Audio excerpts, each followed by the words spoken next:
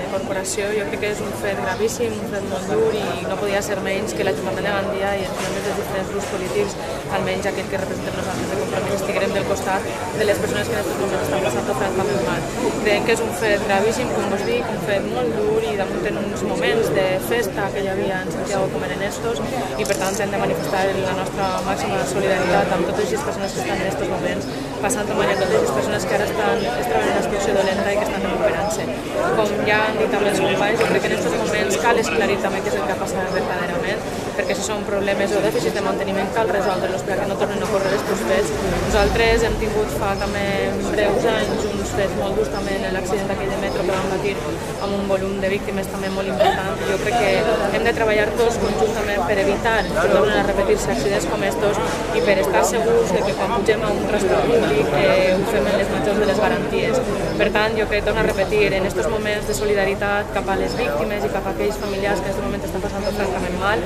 el nostre total suport i la nostra total ajuda en tot allò que siga necessari i sobretot aclarir què és el que verdaderament ha passat, perquè si cal posar solucions cal posar-les per a que aquests fets no es tornin a produir.